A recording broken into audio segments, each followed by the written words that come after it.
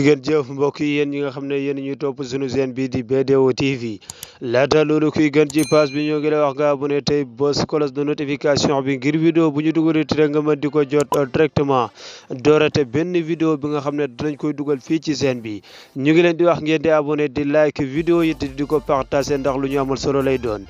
tey ñu door xibaar yi door ko ak xibaar yi sport. xibaari sport la ñu koy dooreek niki bëccëg bi nga xam ne Sénégal mu ngi ko doon fubal U20 yu Sénégal yooyu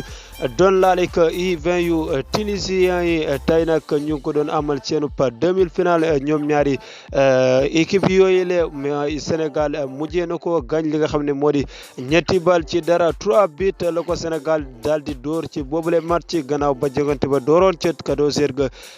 dar képp na ba Sénégal daal di ko door li nga xam ne moo di 3 bi ka dugal 2 bi du kenn moo di gune gi nga xam ne moo doon toj saan ba foofu ca Algérie moom gune googule moo doon toj li nga xam ne moo di saan ba waaye dellu siwaat na ci li nga xam ne moo di CAN U20 yi daal di koy rajaxe ndax maxi boobule moom moo dugal 2 bi da ca daal di doublé moom mi nga xam ne moo di Lamine Camara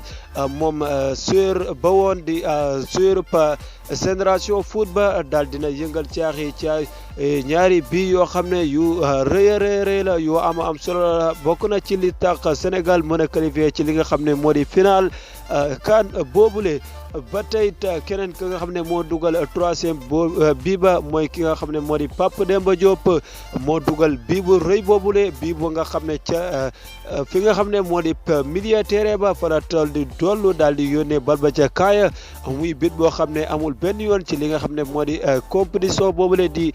CAN nga xam ne bii boobule fa mu koy dugalee fa kaaya toll fa mu daal di dóoree bal ba ak fa kaaya toll diggante boobu toll na ci lu toll ci 50 mètres moom gune Sénégal googule dafa xool góol ba rek daal di xool fa sori daal dafay laq bal ba mujjee dugg bu rafet a rafet moom gune gii di Papa Demba Diop moom doomu Sénégal boobule sax moo jëloon li nga xam ne moo di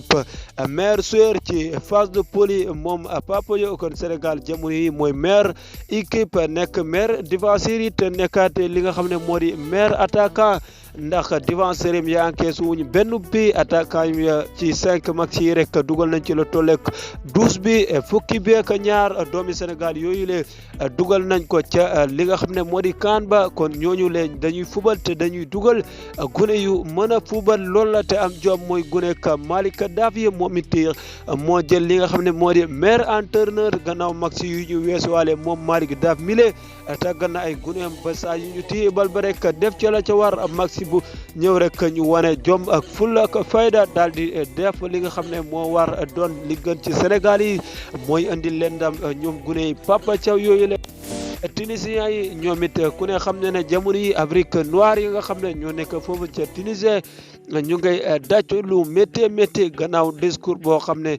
bu yéeme la ba seen président yëkkati woon jëmee ko ci yi nga xam ne moo di ab Afrique noire yi nga xam ne ñoo nekk ca foofu ca Tunisie waral na Tunisiens yi seen pas raciste gannaaw gu ñu gëmoon saa su nekk ñu far di ko feddali di toroxal ñi nga xam ne ñoo di africain noir ya nekk foofu ca Tunisie waaye Sénégal yooyu le ba ñu dugalee ci lañ def seen signe maanaam ak soufflé goo am solo goo xam ne soufflé nañ ko di laal seen loxo di signifier de der bu ñuul bi ndax ñoom ñooñu le ñoo leen te dóor leen ay wulli yu métti muy ndam lu rëy a rëy gune yi te joxe ci leçon bu rëy a rëy ci boobule match lii leen indiloon ci ay xibaar woy leen di abonné ci chaîne bi di partage vidéo yi ndax lu ci am solo la gune Sénégal yaa ngi woy di def seen i performance